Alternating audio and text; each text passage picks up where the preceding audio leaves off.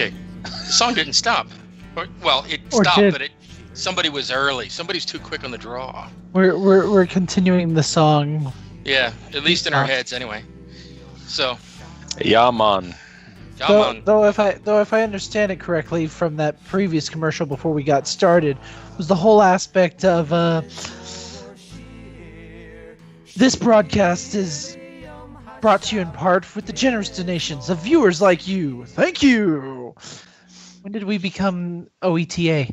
Yeah, that was the one of these things is not like the other. It was the NPR thing, and it is true. I mean, we've got on Lamb Radio, there is an auction going on, and the whole purpose of the auction is to raise money to keep the broadcast going and all the broadcasts. So we really do appreciate your donations, though 2.5 Opinions will never ask for a donation.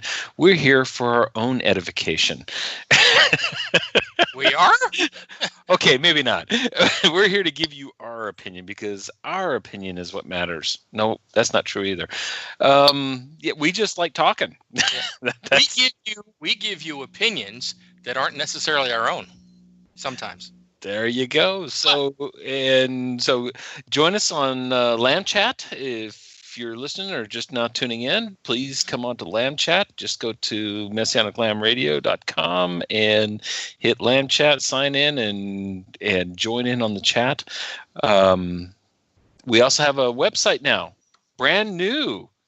Oh, that's right, but you need to spell it out. Yeah, coming Sunday, Oh, yes. Sunday. Yes, 2.5 yes. Opinions, and it's how do we spell This it? website is very interestingly spelled. It's spelled 2.5opinions.com, but it's not and, it's N. 2.5opinions.com. Okay, all right. But it's TWO. TWON And HAL. HALF OPINION. Dot. S. Com. Wow, .com. that was like a spelling bee here. Yeah. So Wait a 2.5 second, I Opinions. failed that test. I think Messianic Lamb Radio is going to at least post up our website or a link to our website because we're going to start archiving our shows. We've been asked a couple of times to do this, is to archive our shows so that those that are in other congregations or doing other things on Shabbat as we close out the Shabbat, they can come back and listen to the show at their own leisure. Yeah, and I don't know if he's got all of the archives from when Leonard and I were doing the show. I don't know what he's got, but we'll start putting archives. Probably this will be the first one. If you got some, then send them to me, and we'll post the archives of whatever you want. Okay. Yeah. 2.5 Opinions, where we give you several opinions on the Torah portion. We're talking about the Torah portion for the week. We're closing out the week, and this Torah portion, Vayera, we're just going through with a couple of different thoughts, different takes, and truly, A couple of different thoughts. couple of at least 3 or 4. At least 2.5. So, yeah, and this is the fun show. This is not a show for the light of heart and the weak of spirit, because we really try to delve in and ask some tougher questions, and we Right. take it from the approach of those that have kept the Torah for us and brought it to us, and so it's from their opinion that we really strive to understand, so as to better understand all things that Messianics and Christians and others believe, specifically from the writings of the apostles, the New Testament. Okay. And while Frank has his mouth full, so we're talking about Ira. Ira is a fun one because there is so much here. We're finally getting into the 10 plagues. 10, count them, 10, 9, 8, 7, 6, and well, if you're going to count them out, unfortunately, it's really strange. Nowhere in all of Tanakh, Jesse, did you know this? Nowhere in all of Tanakh, Torah and Tanakh, are the plagues ever spoken of as 10 plagues, or or they ever enumerated, in other words, counted out for us anywhere. But we call them 10 plagues. The closest we can get is last week in Shemot, we have... But I wanted to count them out. That's the last week we have God with Moses at the burning bush, and God says, by these signs you're going to convince Pharaoh. And what are those signs? Anyone? Well, let's see. I think it's a staff. Egypt closing. That's a sign, right? Yeah, it didn't have a going out of business sign. No, Yeah. no. No, I think it involves a staff. Something about it turning into a monster, a handful of leprosy, and a hand that is not, and then Hollywood would kill and then for those bloody special waters. effects. You know that. We're talking over each other. One at a time. So let's see. I think we've got a staff that turns into a serpent or a monster. We've got a hand of leprosy, a hand of not, and then we've got Bloody Marys. Marys, yeah. No. Okay, so it's not Bloody Marys. There's no vodka involved here. So the three signs are Moses' staff is going to turn into, and the Hebrew word is nakash, a serpent. Most places, almost 100% of the time, nakash is translated as serpent or a snake. And then we have the sign of leprosy and then the healing of leprosy. And then we're going to have a sign of water being, specifically water from the Nile, but water being turned into blood. So we've got those three signs, and Moses goes down and from those three signs develops into 10 plagues. Do we follow the signs? Is there a correlation between the signs and the plagues? I don't know. At the start of our Torah portion this week, we're introduced to and given the definition and the purpose for the holy name, the Yod He Vav He. And God says something strikingly. I mean, I'm sorry. If I were an atheist, if I were someone that didn't believe in Torah, if I were someone from the outside looking at this, I've got to go, okay, this is an all-out fabrication, or it is a direct conflict,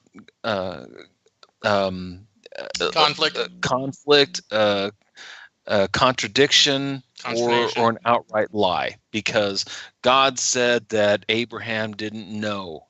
He said that Abraham, Isaac, and Jacob didn't know me by this name, but we see on multiple occasions, specifically 2 occasions, where Abraham did introduce himself and called upon this name, specifically the Yod He Vav He. So Abraham had to have known the name.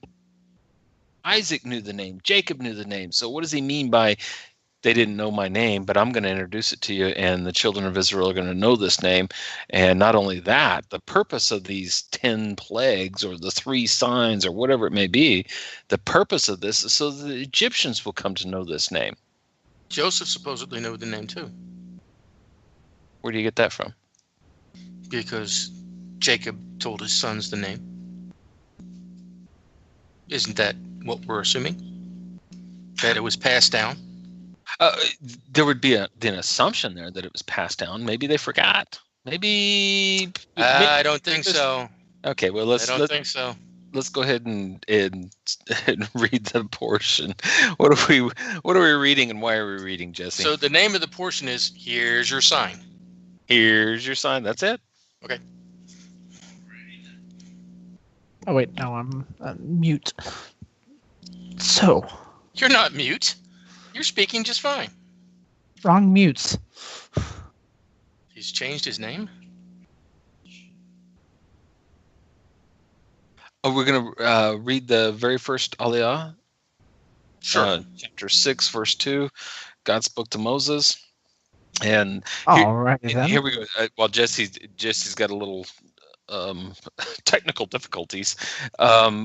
What we're reading is Exodus chapter 6, verse 2. This is the beginning of the Torah portion.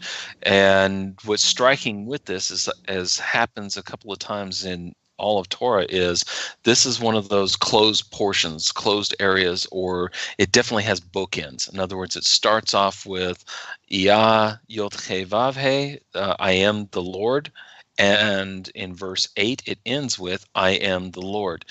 Since we have these 2 bookends, I am the Lord, everything in between refers to Who, what, when, why, where, everything. It's the what and purpose for the introduction, I am the Lord, and the closing, I am the Lord. So this is one of those areas that is shrouded in something of a mystery because of the bookends, but it's also a closed area. In other words, everything you need to know really is right here.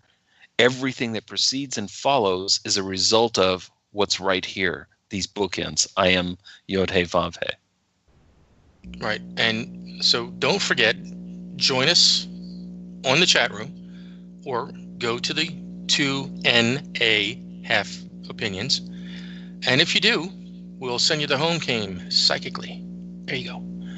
And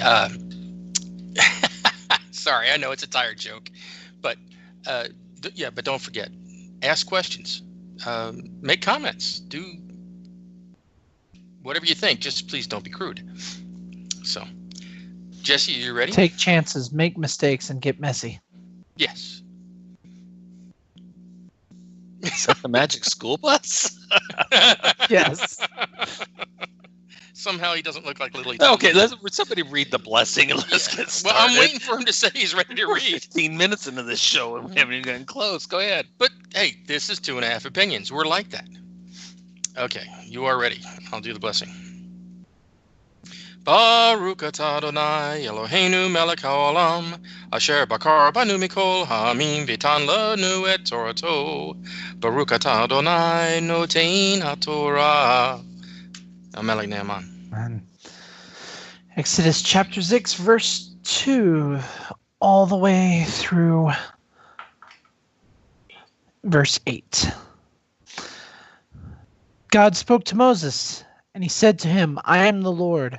I appeared to Abraham, to Isaac, and to Jacob with the name Almighty God, but with my name, Yod He Vav He, I did not become known to them.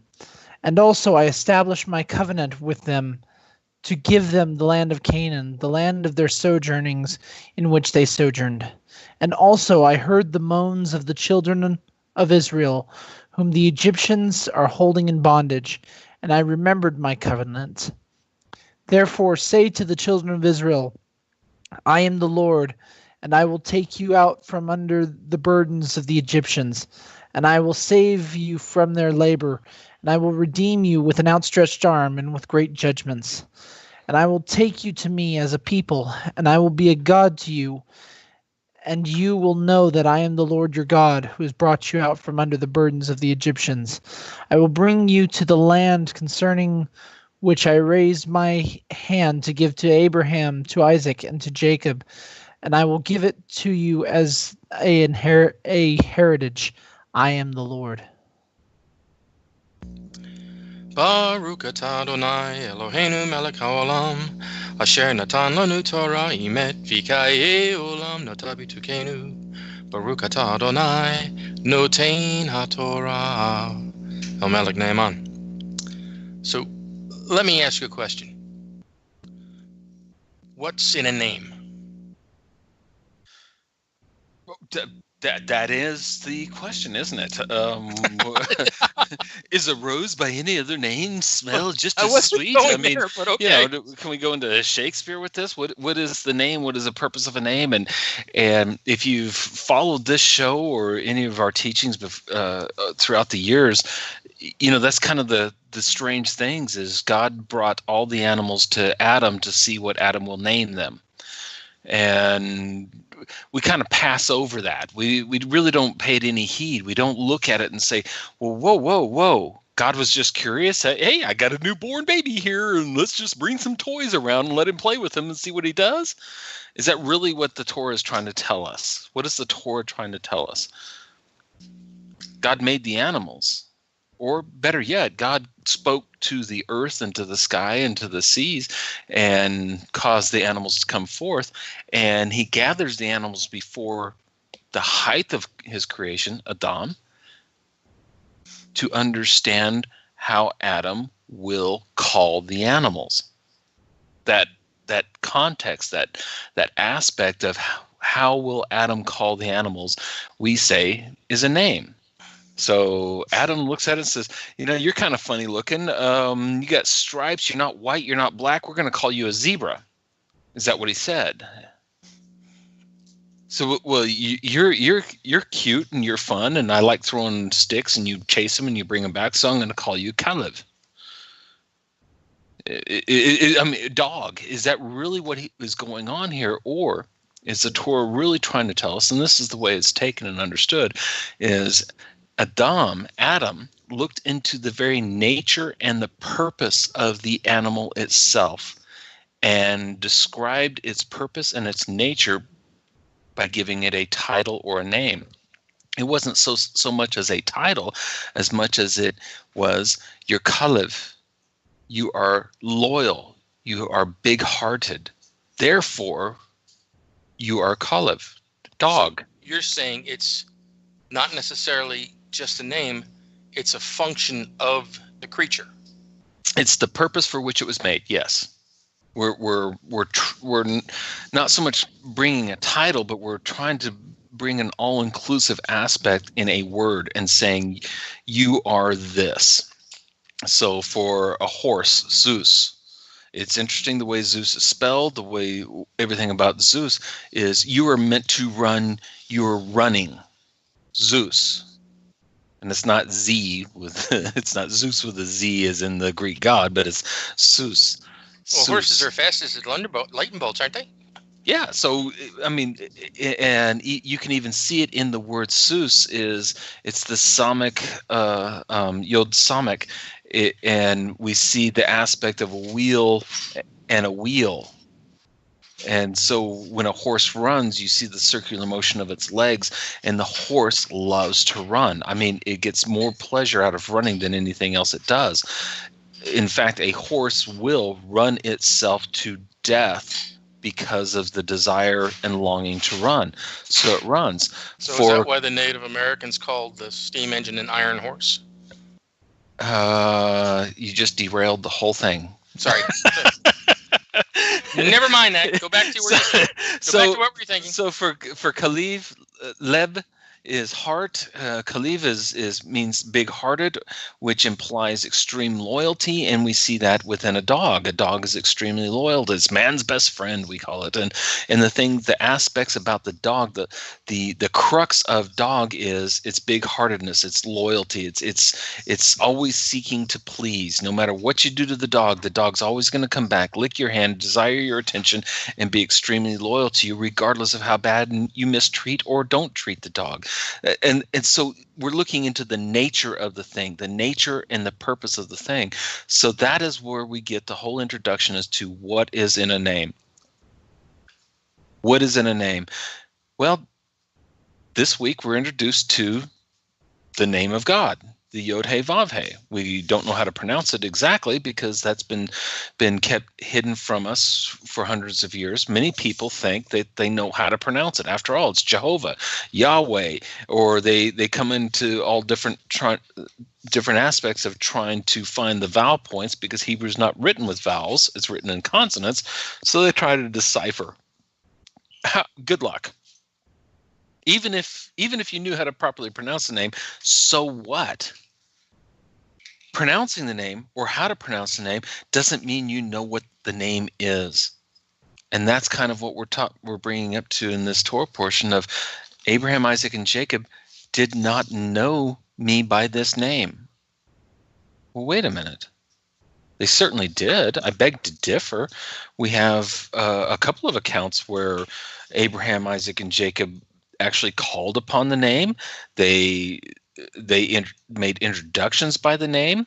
There's so many things that I've got to say that this is not necessarily true. We have. Well, is it possible that they knew the name, but didn't know the entirety of its function? In other words, that's a name. That's a proper name for something. But they didn't know everything that it entailed. They didn't know the vastness of the name. They didn't know the awesomeness, the ability, the power of the name. Because, okay. They never understood this aspect of God. Right. Okay, so we're going to just jump right through it instead of building up to the case. Oh, I'm sorry. How do I know that Abraham, Isaac, and Jacob didn't know the name? Well, because we're told in a couple of places. But yeah, so getting to the heart of it, they didn't know him by this name. What does that mean? Is they didn't have that perception or that experiential knowledge. They didn't experience that aspect or side of God of the Yod He Vav He. What did they call God? Anybody? El Shaddai. That's one of them. Elohim, El Shaddai, the God who sees. Jehovah Jireh. Yeah. So what does El Shaddai mean? Is that just another name? So Frank, how many names do you have? You got three. What are your three? No, I can't ask you that on the show. I don't. But you've got three formal names. It's on your birth certificate, and that in specific legal documents, you'll sign your full name, and whether it be Frank, Francis, Franklin. Right. I mean, your whole drawn out name. Yeah, I've got several names. Some that people call me I don't like. Like Butthead. But Yeah, and so that's the point. Okay? So they just knew his middle name; they didn't know his first name. Is that what is going on here? No. I think it's more along the lines of they didn't know the full authority of the name. Okay, but wait a minute. Didn't last week in Shemot or Exodus chapter 3, didn't we read that Moses said, "Now wait a minute, God, hold on, whoa, stop. I know you want me to go down there and do something with Pharaoh and do something with Bnei Israel or the children of Israel. But the children of Israel are going to ask, what's the name of the God of my fathers?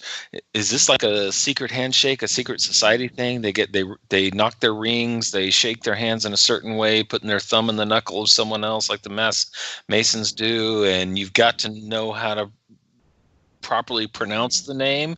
Is that what this is? Wait a second. How did you know the secret handshake? Yeah, family reasons, so whatever. Is that what this is? It's the secret inauguration. Wait a minute, Moses, you've been away for a long time. We don't really know you, and you say God talked to you, so we know His name. And since you've been away for 40 years, do you know His name? This is a test. Is that really what this is? Well, they wanted to make sure that, he knew who they might be referencing. So, since they were in the land of Egypt and they are becoming assimilated, they are falling down on what they know and what they believed. It is said that only the Levites were true to the teachings, or at least the most true to the teachings. It is possible that they needed some kind of confirmation that it is, I am sent me. It could be a secret missive. It could be. Then that's going along the assumption that they actually knew the name. But God tells us in this Torah portion that no, they didn't know him by this name. They didn't know him by that name in a very, forgive me for derailing into this very crass and blunt force trauma version, but they knew Zorro, but not the person behind Zorro. Well, I like crass. Okay, I didn't say. I guess trauma really works for me.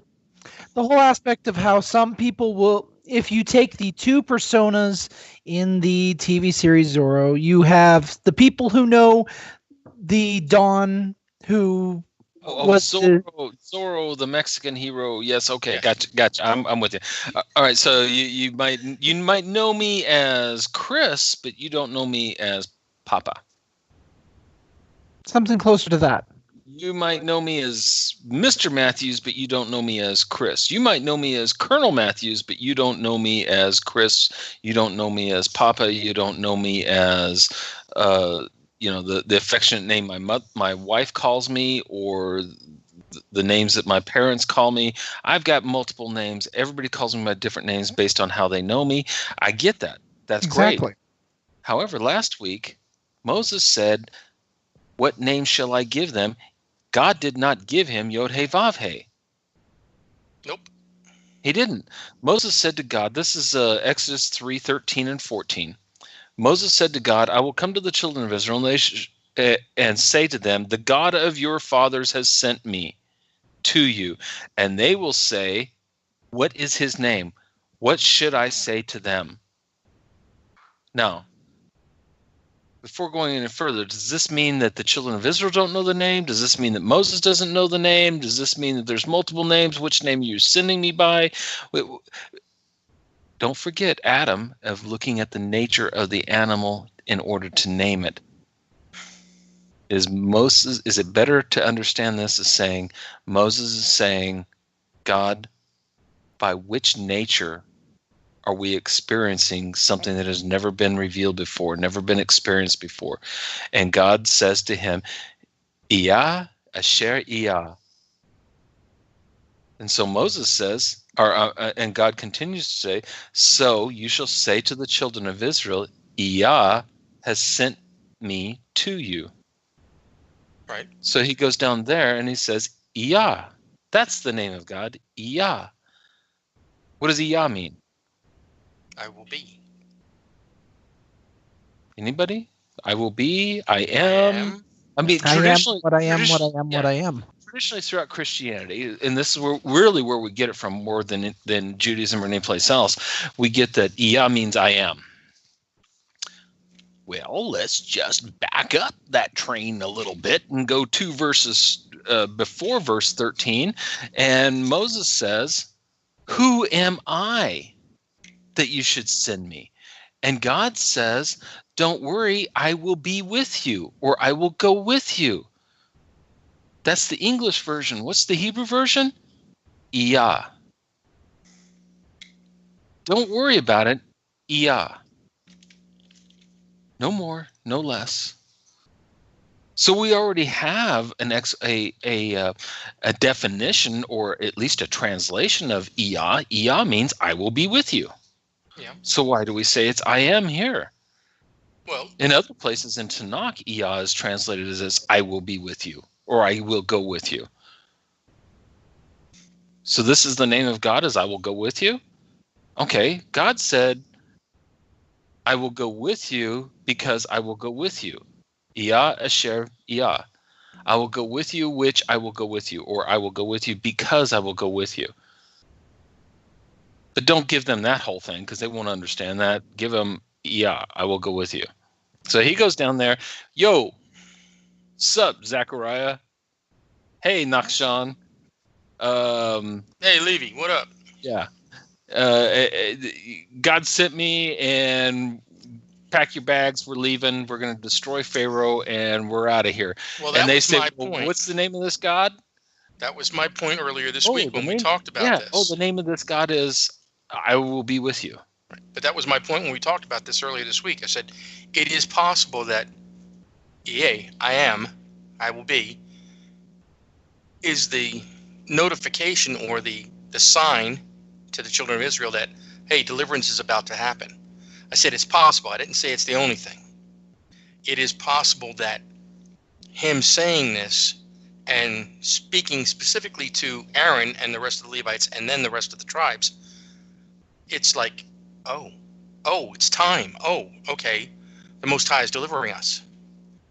So A posed question. We actually have a posed question on Lamb Chat. Is it standing, sitting, or reclining? I will read it word for word. Could it also be that Adonai, who he is, could it be that he used one name for the patriarchs and such, and used a new name for his children who are to be his people? That's very possible. However, and I'm going back and looking through.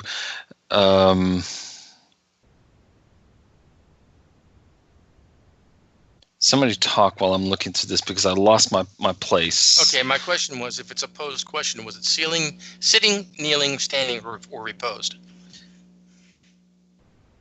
Well, I think it just sprouted from the chair and started bouncing up and down with its hand raised in the air. Okay. And specifically, there was a name given. And where's a name given? And the Most High says to Moses, I am the God of Abraham, I am the God of Yitzhak, I am the God of Yaakov. And this is my memorial name forever. And this is how you shall speak of me. And this is my paraphrase. This is how you shall speak of me in all the generations. So I am the God of Abraham, Yitzhak, and Yaakov. That is one way to say who he is. Because in fact, he is the God of Abraham, Yitzhak, and Yaakov. So that's also a way to identify him. It is not the Yod-Heh-Vav-Heh, but it is a way to say his name, respectfully too. Yeah, sure. There's Genesis 13:4, the place of the altar which Abraham had made there formerly, and there Abram called upon the name of Yod-Heh-Vav-Heh. We have every altar that Abraham erects, he calls upon the name Yod-Heh-Vav-Heh. He also says, Abraham to the king of Sodom, I have sworn to Yod-Heh-Vav-Heh, God Most High. So here we know that Abraham, Genesis 14:22, Abraham is telling the king of Sodom, I have sworn to Yod-Heh-Vav-Heh, the God Most High, possessor of heaven and earth. Abraham knew this name. Abraham is going to introduce no less than two places, or when I say introduce, I mean Abraham is going to speak of that he is a servant of, or he has been charged by Yod-Heh-Vav-Heh. Jacob's going to do the same thing and talk about the angel of Yod-Heh-Vav-Heh, or say that Yod-Heh-Vav-Heh, the Melech king, has spoken to me or has sworn to me. This goes to Genesis 16:5, Genesis 17, and even Genesis 18. I mean, it throughout all of Genesis, we see that the patriarchs certainly do know the name Yod-Heh-Vav-Heh. So the point is that they did not have acknowledgement of, or they did not know how to pronounce the name, or that they hadn't heard of the name. The point is they did not know the essence, possess the experiential knowledge of the name. This isn't so much that God is saying, they've never heard of me before. No, they heard of. They knew of. They had faith, and they acted upon the promises of Yod-Heh-Vav-Heh. What they had the experience of is El Shaddai. The Shaddai in most Christian Bibles, Shaddai is translated as God Almighty. El Shaddai, God Almighty.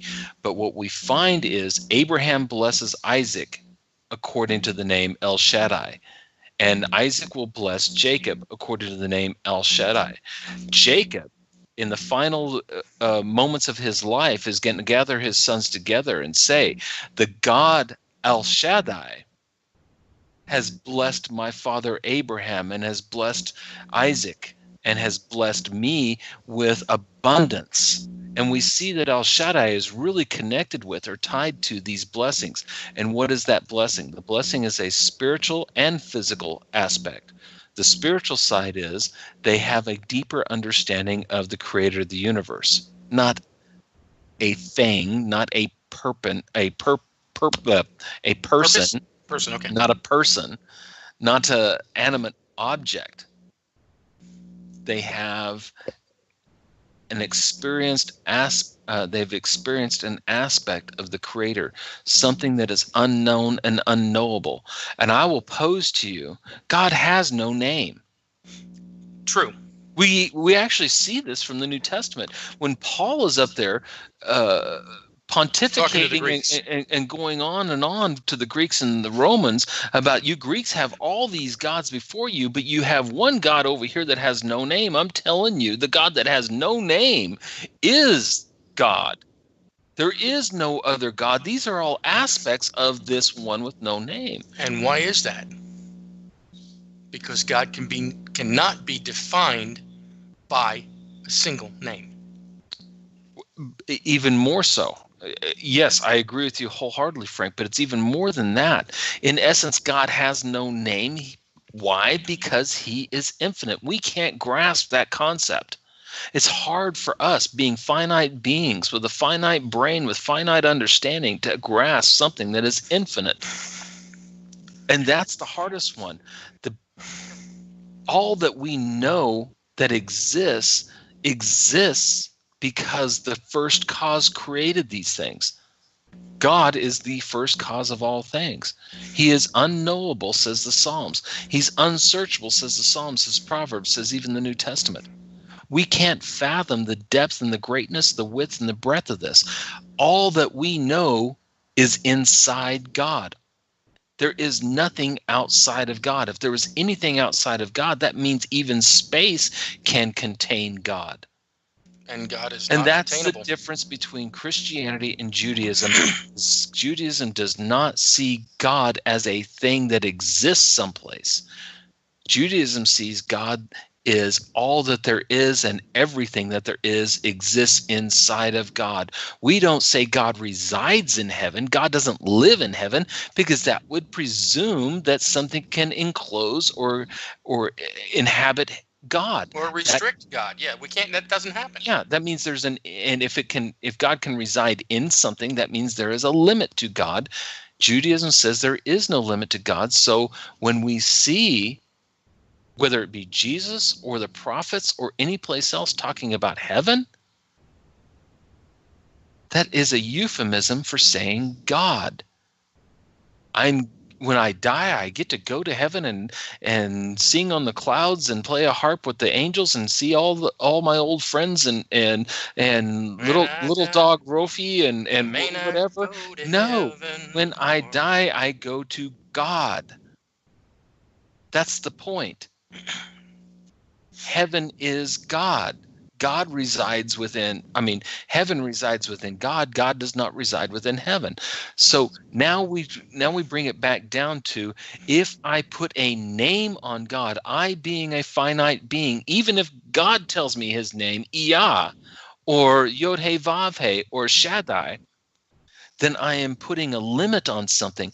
But God forbid I limit God. What I'm doing is I'm ascribing a connection with an aspect of God. I am not defining the fullness of God, whether I say Shaddai, Rophe, or any of the other names, but including and specifically Yod-Heh-Vav-Heh, which I've asked Christians, I've asked Messianics. I understand Shaddai. I understand Rapha. I understand all these other terms and names for God. I used to have a plaque up, and it was a Christian thing, but it's all the Hebrew names of God, based on what Christians understood. And there's 7 names of God up there, and the God of healing, the God who sees all, the God is almighty and all powerful, the God who does this, the God who does that. And then there's the Yod-Heh-Vav-Heh, which they put at the top, but there's no definition of that name. What is the definition of the name? Our Torah portion this week tells us the definition of that name. Go. Okay. Is my turn? Okay. No, what I'm saying, or what I wanted to say was that Yeh Asher Yeh, I will be what I will be. That's not a definitive name. It's saying that God is all things. I know it, because could you imagine? Okay, I'm going into Belize, or I'm in Spain. I just flew into Madrid, and I'm up at the customs counter. And boy, are your arms tired. Yeah, and at the customs counter, I'm giving them my passport, and I'm giving them my driver's license or whatever else that they're asking for. Usually it's just the passport, but sometimes they like a picture ID. And so I give them my passport, and they say, "What's your name?" And I say, "I will be what I will be. I am that which I am." Seriously? They're going to haul you off to the loony bin, especially in Spain. Well, but the point is, I haven't answered their question. They're looking for a specific title, not that, I am whatever I want to be. Or I am that I am, and that's all that I am. That means you're Popeye? What? Yeah, so, no, that means nothing. But whenever we say that I will go with you and I will be with you, and we're going back to last week's Torah portion, Iyah, Asher Iyah, I will go with you and I will be with you. or I will go with you because I am always with you, or I am everything that you need. I'm already Right. there in the past. I'm already here in the present, and I will be there in the future. And so there's a whole midrash on that aspect of Exodus chapter 3, verse 13 and 14 of God says, I will go down with you in this oppression, and I will be with you in the greater oppression. And Moshe says, there's another one to come. You want me to tell them it's going to get worse than this in their future? And he says, the Holy One, no, suffice it to say that I will be with them. Yeah. Period. And that means I've always been with them. I am Right. with them now, and I will be with them in the future. And where does this come from? Why would God even say, I am going down with you? Because in the Holocaust, in 1492 in Spain, every time and every place that we've ever been, when we've been under the utmost and most severe persecution, where we are being raped, where we're being tortured, where we're being imprisoned, where our families are separated and torn from us, when we're watching our children being killed in front of our eyes, and we cry out and we say, where is God? You say that you chose us. Is it for this that you chose us? Where are you now in the depths of my oppression? In the the depths of my worst despair. part of my enslavement? We came down to Egypt as sojourners. They started to encapsulate us and put us down or set us aside. Now they've come into an enslavement where we have absolutely no freedom. I have no freedom outside of the home. I have no freedom in the home. I can't even eat in peace. I can't make love to my spouse in privacy without the fear of Pharaoh coming in. I can't teach my children without Pharaoh coming in. I can't do anything without Pharaoh being there. There is no freedom whatsoever. This is the utmost oppression, whether it be the slavery of America in the 1800s, or whether it be the persecution of the Jews in Spain in the 1400s, specifically 1492 to 1498, whether it be the ghettos in Nazi Germany, whether it be the Christians under ISIS control and Al-Qaeda control, or those in Pakistan. It's the same aspect. Where is God? And he's telling Moshe, I am with you even in the Exodus, even in the Galut, the diaspora, even in your worst oppression, I am still here, and it's because I am here, I am going to pull you out. But In we're my distress, I called upon the Lord, and he answered me. From the depth in the realm of the dead, I called for help, and you listened to my cry. Job. Absolutely. Jonah. Jonah. I'm not Job. Jonah. Absolutely.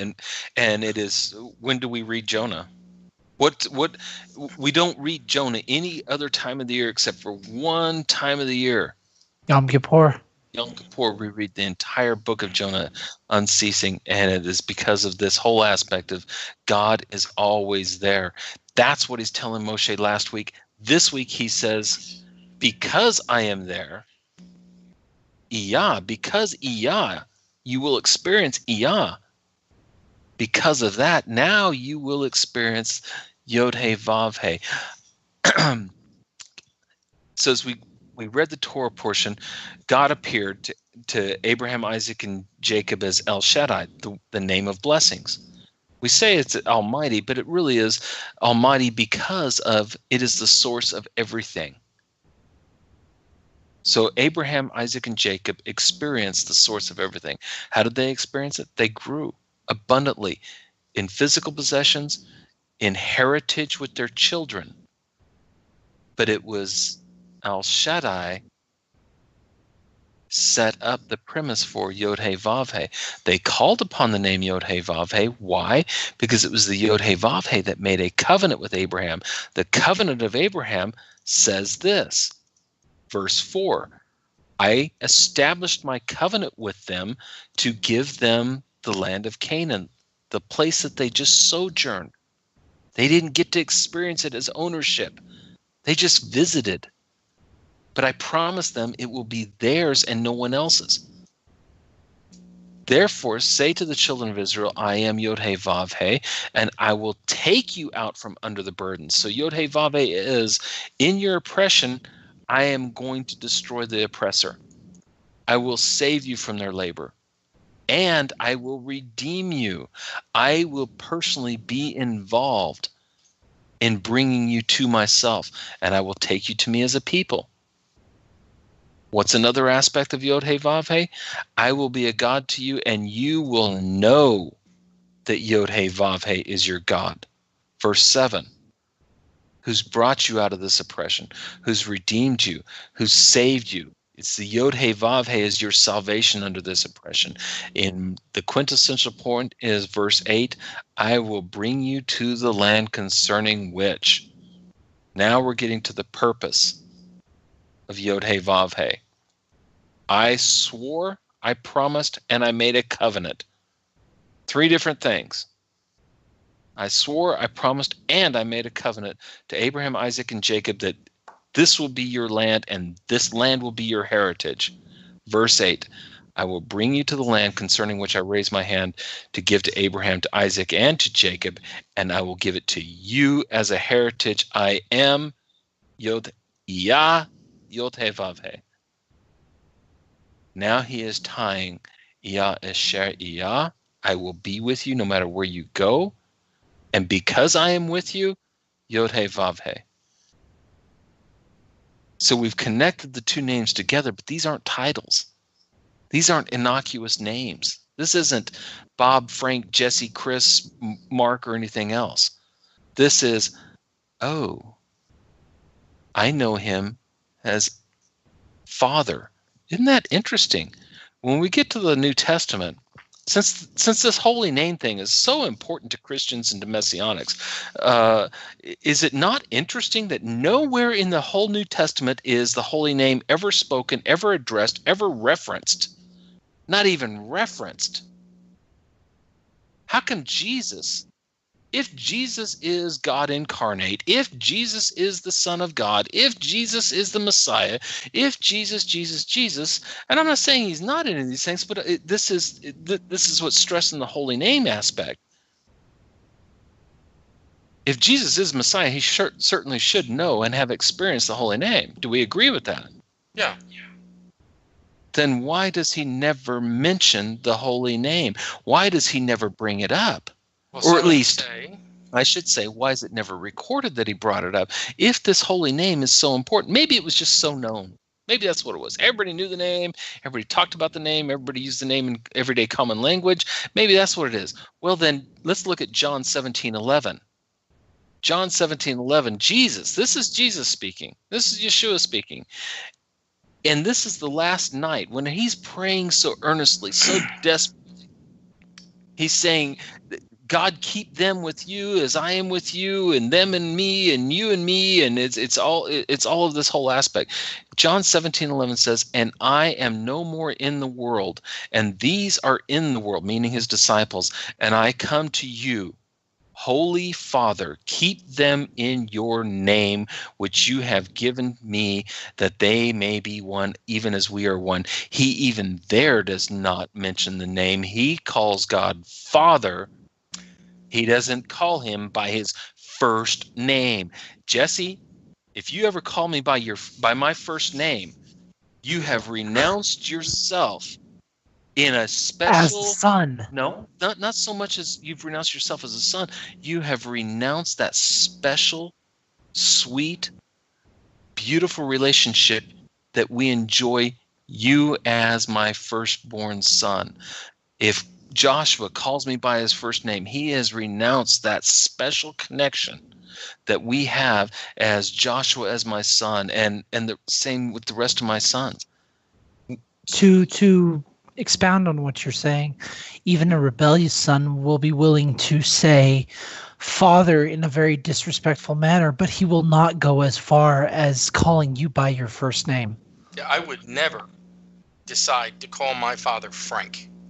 Okay, not only would I get a right to the mouth, okay, but and I know I'm not kidding, but I would abdicate that relationship with him. I don't want to do that ever, okay? And this, what you're saying is, if I remember how it used to be taught, when you say Abba Father or just Abba, it's like saying, Daddy, please help. Yeah. Now you're expressing you have a personal relationship, not a formal relationship. You use my formal name as my son. My son's using my formal relationship. Then I'm hearing a weird tone. Can you go? But if my son is using my formal name, then they're saying, no, I'm coming to you as an equal. Yeah. I'm coming to you in a formal relationship. And okay, so you don't want to be treated as my son or my favorite son or my heir. Firstborn. My heir. As God calls Israel over and over, this is my firstborn. That's the whole point of this demarcation between Egypt and Israel is, oh yeah, Egypt, you wanted to kill the firstborn? Your firstborn will now die. Right. But the observant student of Torah or of Tanakh would say, whoa, wait a minute, Chris, hold on, whoa. I know once a year we read Ruth, just like we read Jonah. Once a year we read the Megillah of Ruth. Ruth, and Ruth chapter 2 verse 4 says, and behold, Boaz came from Bethlehem and said unto the reapers, Yod he vav he, be with you. And the reapers respond, and they answered to him, Yod he vav he, bless you. And we have certain things in the Midrash and in Talmud that tell us that it was customary up until the Second Temple to address believers with the holy name. And it was one of those things of, we're family. Right. But it was done so with reverence because there was an expected reply, a specific expected reply. And we even see this with Moses. Well, even in the Episcopal Church, it was, may the Lord be with you. And you say, in response, and also with you. But that's, you're saying Lord. Okay, may the Lord be with you. This is Ruth. In Ruth chapter 4, they are using the holy name. Right. They're not just saying God, the Lord, or any other euphemism for Yod He Vav He. They are using the holy name, and they're pronouncing it. They're pronouncing the letters of the name. May the Hashem be with you. Not saying Hashem, but pronouncing the letters. Right. And Talmud agrees that yes, up until the Second Temple, it was acceptable. You would never do this to an outsider. You would never say a Roman, a Greek, a Babylonian, an Egyptian, etc. Only to those within the family would you greet them with the holy name. The holy name was a form of greeting. It would be just like saying shalom. Right. But it was bestowing a blessing because you're pronouncing the holy name upon them. Yeah, I meant only in the aspect of them wishing to pronounce the Lord, the Most High, upon somebody else in the congregation. That's what I meant. I didn't mean that they knew the name but chose something else. They were just trying to express it as best they knew how to somebody else within their congregation, or somebody, if you could say the congregation was their family. That's all I was trying to get across. So. Yeah, and so we have the last day Moses is on earth with us. The day of his death, or at least the day before his death. Goodness, for some reason I can't pull it up.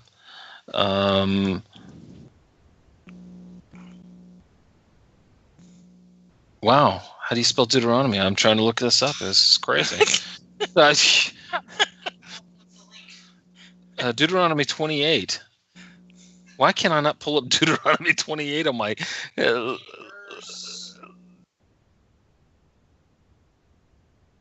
It's not listed as Shemot. This is crazy. Okay, I got to pull it. I'm sorry.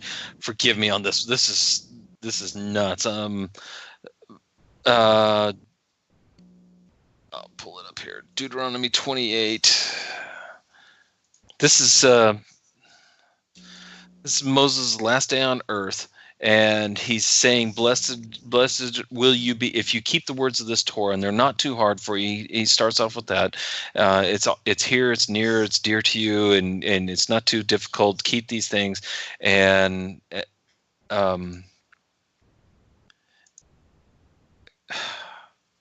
forgive me. I am so sorry. It's not across the sea. It's not in heaven.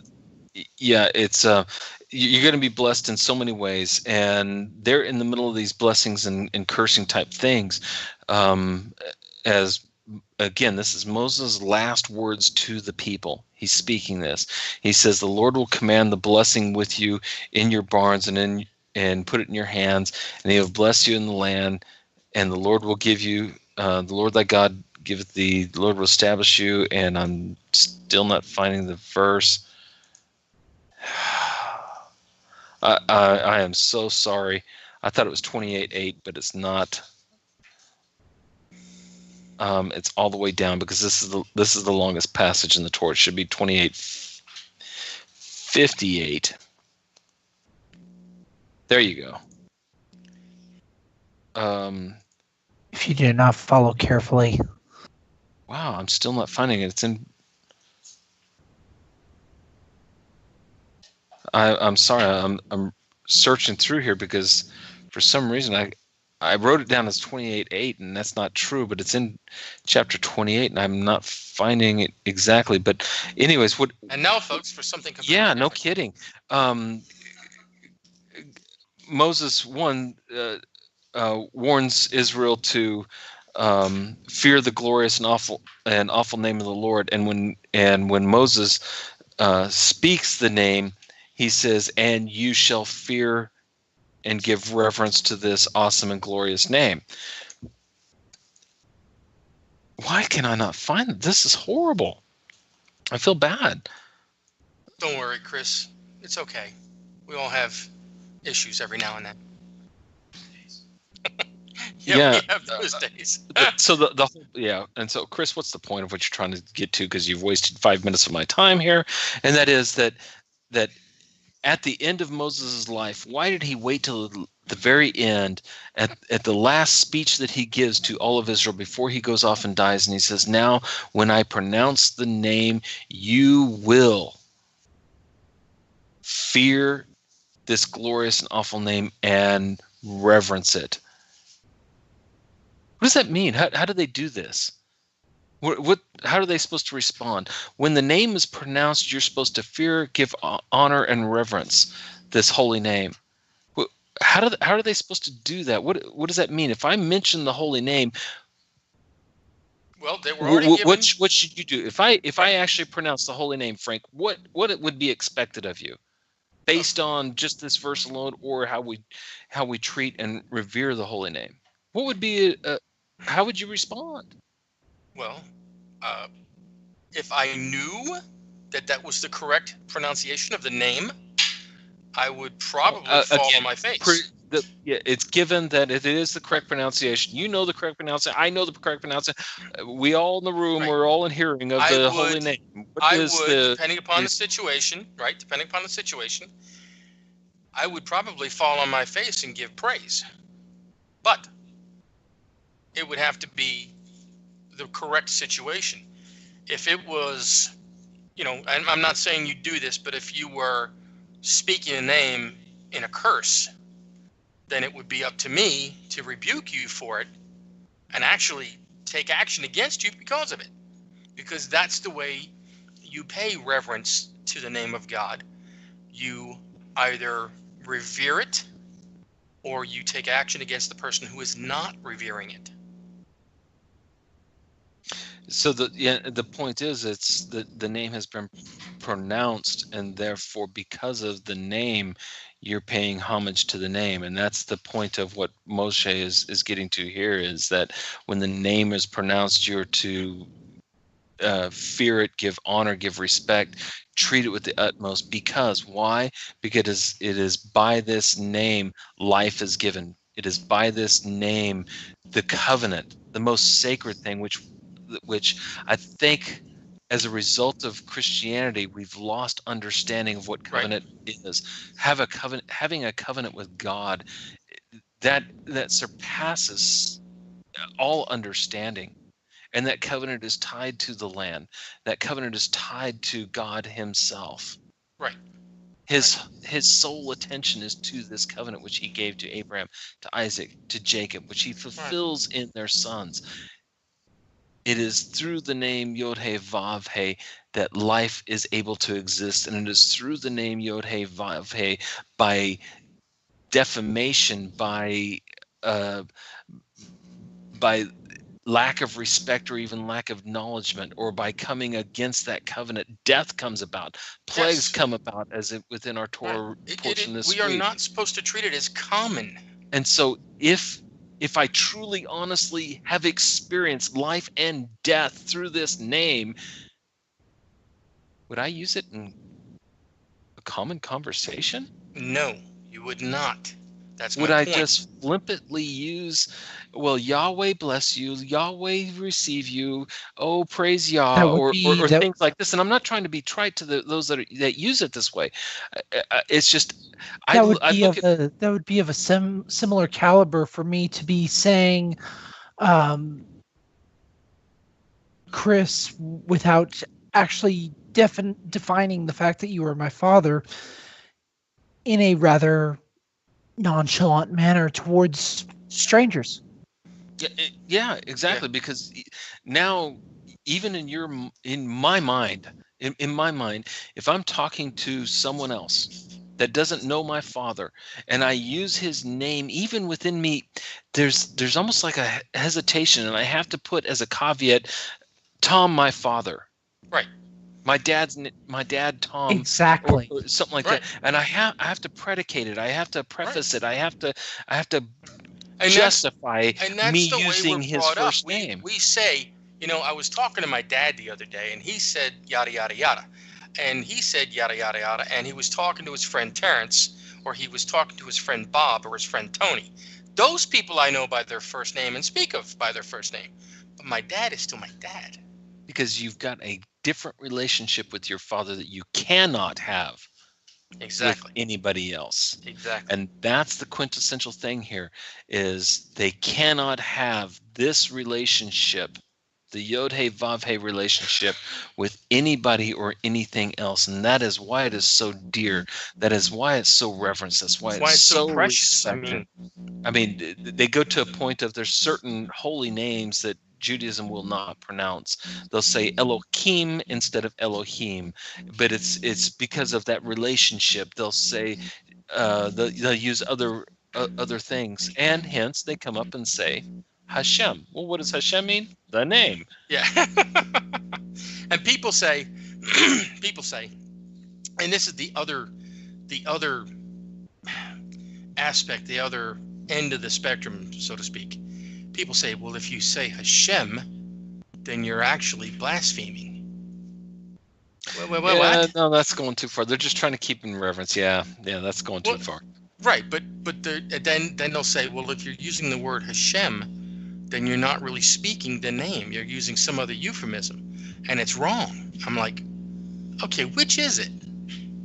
Either I call him Abba Father, or Abba, or I say Hashem, or I say Adonai.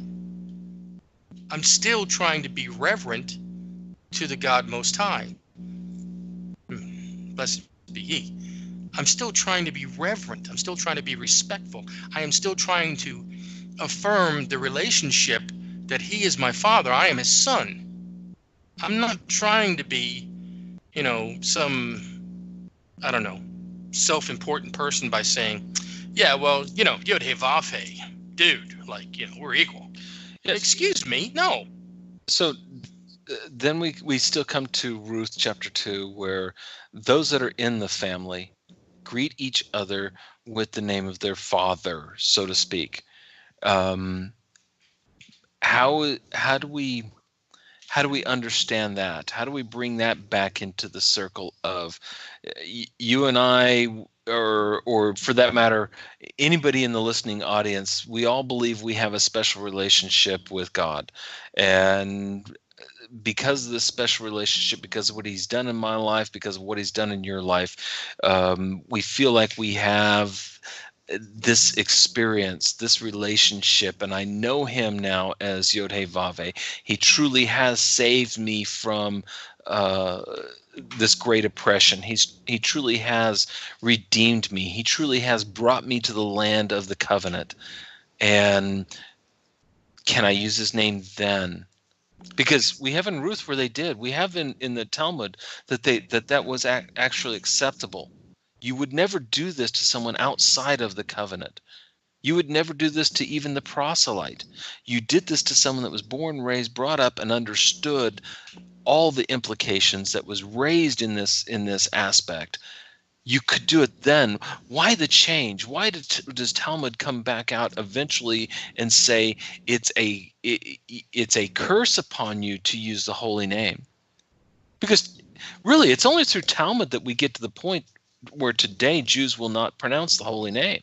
Right. It's because of the teachings out of Talmud. Why did this come about? Because so many within the Messianic and Christian realm, one, they may revert to certain things in the Talmud, but that doesn't mean they studied it.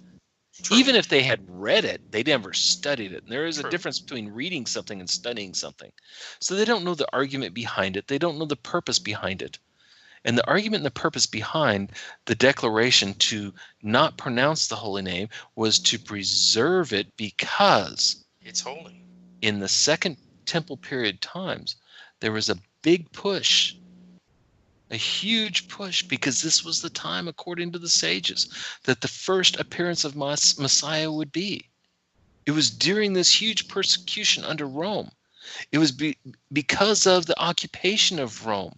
It was because Rome was a world power. It was because of all these things and the anticipation of Messiah that now Judaism reached out proactively to get proselytes, proactively to express Torah throughout the world. They were very proactive during the Second Temple time frame, and because the Gentiles were coming in by droves, and the Gentiles by ignorance were misusing and misapplying, were abusing the holy name, that because of this, the sages saw that the first commandment, the most important commandment, well, I shouldn't say first, the second commandment, before don't bow down, put your arm down, Frank. Let me finish. You've only got my hand raised. I've got a question. The commandment even before bowing down to other idols. If we can say that there is a precedence or an order of the commandments, the commandment that is even more important than bowing down or making other idols is, you will not take my name as common. Right. In Christian Bible say, don't take his name in vain. What does that mean? Oh, it means I can't say God, blah, blah, or, some of these things. It is. Vain, it truly is. That's what people don't understand is vain implies the same aspect as vanity. Right. And vanity would be more along the lines of rendering it useless. Exactly. Rendering it common, rendering it like a shirt that I wear. Right. Exactly. Which is why I was trying to say that it happened in the Second Temple, period, because not period as in stop, period as in time period. But because I think the era of the Maccabees had a lot to do with it, with Antiochus. That's 400 years before this. But it still became the Second Temple era. I can't remember 200 years ago with our own constitution. Yes, I know. But even though the Maccabees led the revolt, conquered, or won, okay, Mattathias' grandson led the people back into Hellenization of their beliefs. They were never pure again. Not 100% anyway. So I think that's why, that one maybe one aspect of why they stopped using the name. That may be an aspect, but that's several hundred years before we're talking about hundreds of years before the declaration, and the declaration comes about as a result of the huge proselytizing and I'm just going back to Talmud and looking at why the declaration to not speak the holy name is because of the fear of it goes back to the commandment of you'll not put a stumbling block before the blind. And so since we have so many Gentiles coming into this religion, because we expect the Messiah, because the timing is right, because the situation is right, and because we need the deliverer, then we're out proclaiming Torah to the entire world, and in proclaiming the Torah to the entire of the world, we have a huge influx of Gentiles wanting to be a part of, or say that they are part of Israel. Because of this, then they are accidentally profaning the holy name. To keep them from sin, even accidental sin, because I cannot put a stumbling block before the blind, because they don't understand the holy name. Right. Now, because of these things, we put a moratorium on use of the holy name. And we have done so from that time, from the Second Temple era and the destruction of the Second Temple up until present time. Because, yes, we are to be a light into the nations. But until the nations have experienced this name as our forefathers experienced this name. I mean, let's face it. There's Jews today that can trace their lineage back to the 12 tribes, the 12 patriarchs. They can trace their lineage back to it. Can you find anybody that can trace their lineage to Joseph and Mary? Can you find anybody that can trace their lineage to Paul, to Luke, to Matthew, Mark, John? I can. You can trace your lineage back to Paul? No, to Joseph and Mary. Mary was my mother, and Joseph. Okay, you know what I mean. You said that heritage that God had promised to the 12 tribes, the heritage that God revealed and fulfilled to the 12 tribes. That heritage doesn't exist on this side of Jesus. True. That's my point. Yes, I know. I was being irreverent, but that's my job. Yeah. So, so that heritage that resides there in those that experience through lineage the holy name, I'm not saying it's excluded just because you can't claim a heritage or can't force a heritage, or better yet, you went on Ancestry.com, or somebody in your family says, well, Aunt Martha said she was Jew, so therefore there's Jew in my family, so therefore I'm a Jew. Now I can use the name. No, the point is the experiential knowledge of the holy name and holding it constantly within your mind, within your heart, within everything you do, holding it in extreme reverence, awe, and fear, because upon this name is the resultant of life or death. So if I speak the name to you, Frank, I'm expecting either life or death to happen. Wow. It's like calling a king by their first name. Yeah. Would I go to the White House and say, yo, Donald, sup?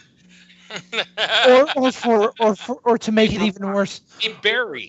Or to make it even worse, you go straight to the the Queen of England in this case, and call her by her first name. Hey, Lizzie. Yo, Elizabeth, what up, man? No, Lizzie. Hey, Lizzie. Better yet, we go to the Nixon administration. What's up, Dick? That's asking. That's asking to be beheaded right then and there, or asking for something of such a higher caliber. Go up there and say, "Yo, Queenie, how's it hanging?" Yeah, okay. I mean, come on. So we've passed. So how do we quickly sum this up? Because we are narrowing down the time. Let me explain. No, it's too much. Let me sum up. I mean, the only explanation I can come up with on the quick explanation is the concept of respecting a name. It doesn't matter what name it is. You respect the position you are granted for being able to say that name. Not only that, but you also respect the title of that name. And sure, we are focusing on the holy names of God, but it also applies to worldly aspects as well, because you hold that level of standard with that person. It's why they allow you to call them by that name. And that is extremely important because, I mean, in the military, it was really fun, me going through the ranks in the military from private, sergeant, lieutenant, captain, major, and lieutenant colonel, is I'd come across different people, and all you have on their uniform is United States Army on one side and their last name on the other side. And I look at the last name, and I know of an officer with that same last name, or I know of a general or a colonel with that same last name. And I said, ooh, Johnson, are you by any way related to Major Johnson? Are you by any way related to Colonel Johnson, General Johnson? And every once in a while it does happen. Well, yeah, it's my uncle. No, that's my dad, or things like that. And so when my own son joins the military, I have to remind him, that's my name on your uniform. That's not your name. Until you have earned the right and the status for your own name in this army, that is my name, because no matter where you go, people know my name and what I have done, and you will be accepted or rejected because of my name, not because of you. And it's the same aspect when we use the holy name of God. Wherever I go, whatever I do, and I pronounce the holy name of God, now, when Joshua, my son, screws up over in Afghanistan or in the United States or wherever we are, and they come back, so, wait a minute, aren't you Colonel Matthews' son? Wow. And the weight of the world falls upon him, whether he's doing right or whether he's doing wrong, because he recognizes, I'm my father's son, and have I upheld the name of my father in my actions, in my speak, in everything that I do? Have I upheld the name of my father? So you want to use the holy name? You use the holy name because this is a relationship between you and God. But are your words, deeds, and actions upholding the holy name in all that you do? Because after all, we're commanded both in the Old Testament and the New Testament, in all that you do as though you're doing it for God, not for man. And this go ahead. Okay, this is not meant tongue in cheek. This actually has more meaning behind it than what is given based on text. But another person in Lamb Chat responded with the lines from the Respect lyrics. RESPECT find out what it means to me. Mm-hmm. And they continue with that, giving indication of this is why names have meaning. Right. Yeah, in the military, absolutely. When I was in there, I was enlisted. Okay, I tried to do the whole bootstrap thing, but things conspired against me, and I never got the chance. So everybody called me Zach because they had trouble pronouncing my last name. I mean, except for airmen, okay, below my rank, they would say Sergeant Zachor, or Zachor, you know. And I would say, okay, look, when I'm teaching you and we're by ourselves, you can call me Zach.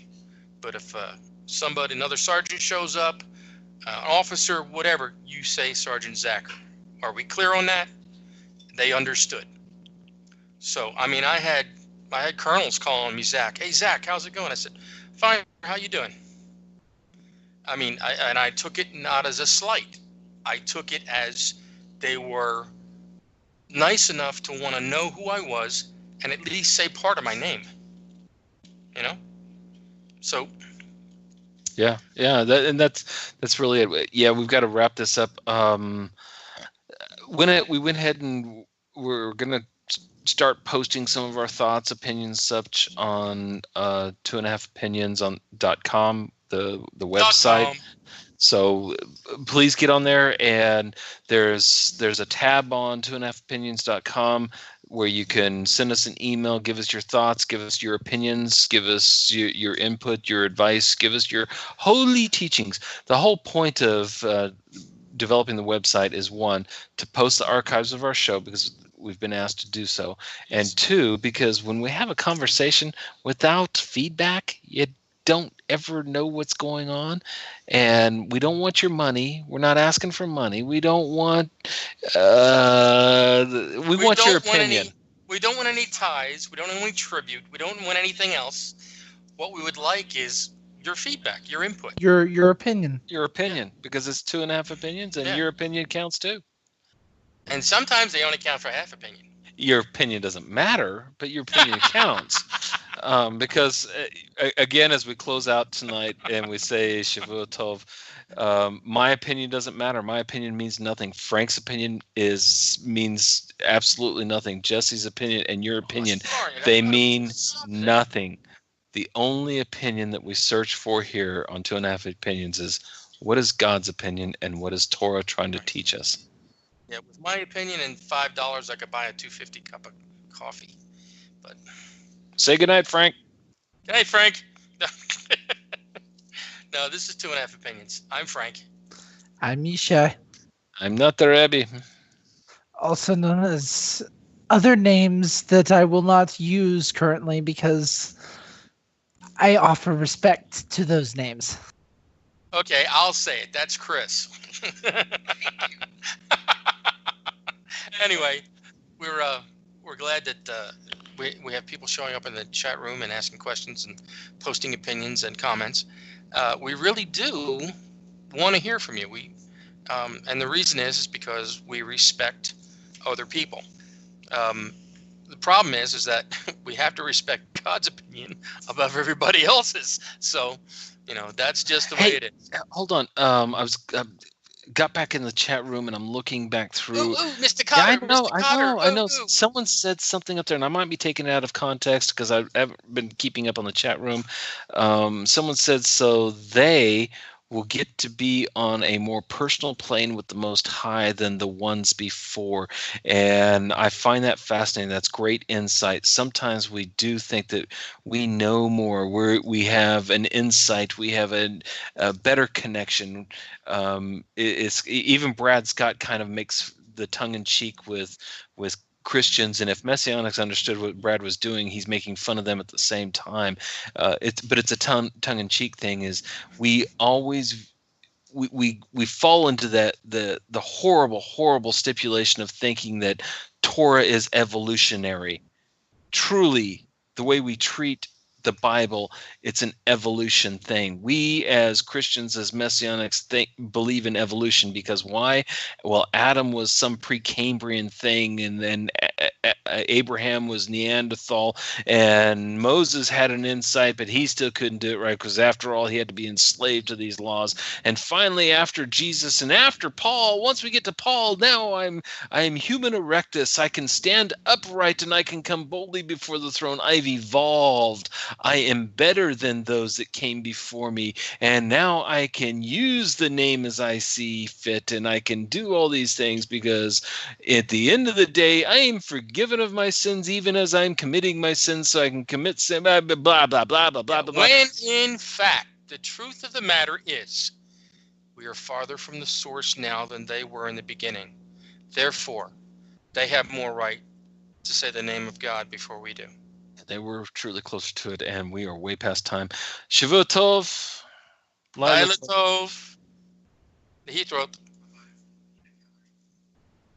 And, Jesse, they can't hear you shake your head. Come on. Some words, Jesse.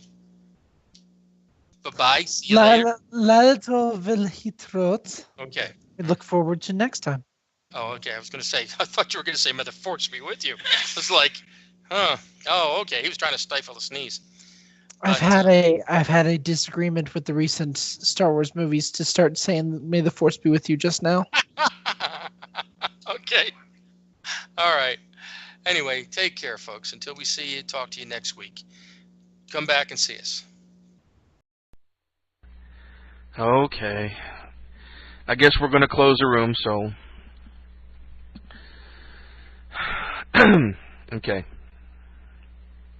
Remember, the short, disclaimer here is, if your speakers break or your computer breaks because I sing, I am in no way liable for any damages caused by that or any cameras that take my picture, okay? So, let me see if I can remember the song. Let me see. Do I remember the words? Okay. Mizmor Shir, Shir Le'yom HaShabbos. Mizmor Shir, Shir Le'yom HaShabbos. Mizmor Shir, Shir Le'yom HaShabbos. Mizmor Shir, Shir Le'yom HaShabbos.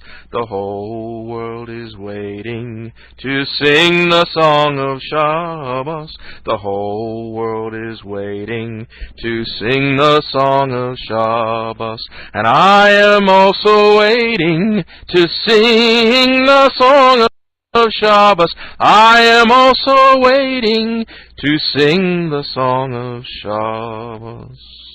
The flowers and the trees sing the song of Shabbos.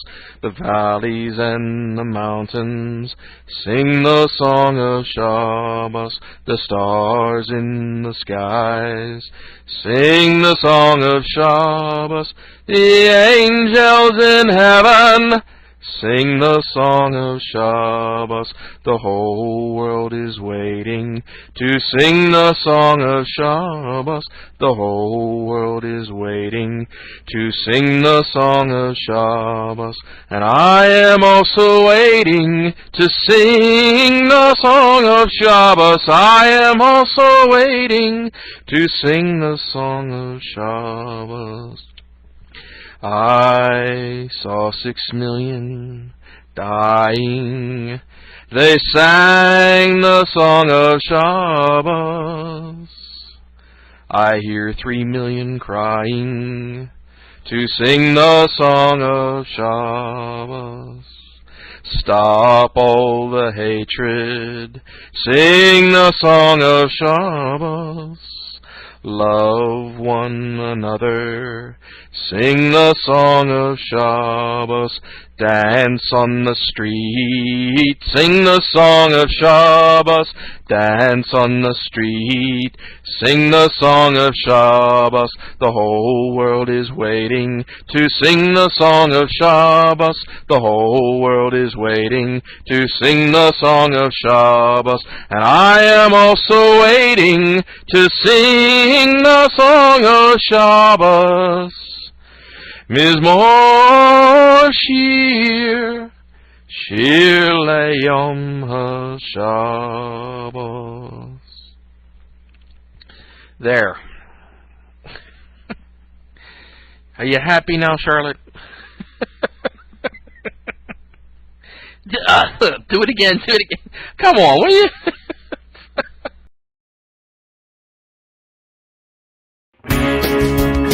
Yeah, but can you tell the difference between a winner and a loser? Between the righteous and unrighteous? Huh? Can you?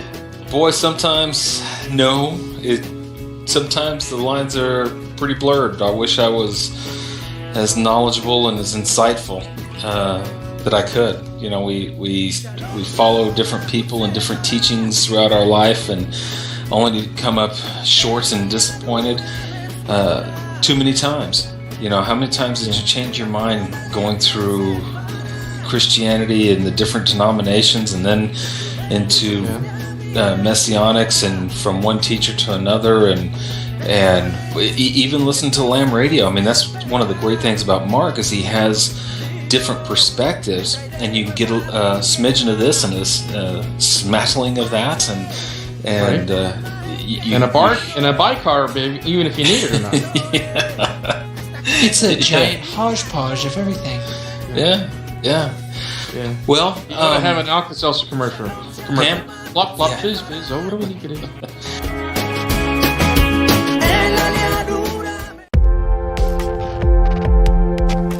What does it mean to you to live life Torah style? In Yeshua, I have the grace to be forgiven. In other words, it means that every morning I can start out new, trying to be Torah observant. But if I fall short, the next day is a new day. Therefore, I can recommit to the obedience every day. And that's what Torah observance really means, is recommitting to the obedience every day. After all, none of us are perfect. But that still doesn't mean we shouldn't strive for holiness.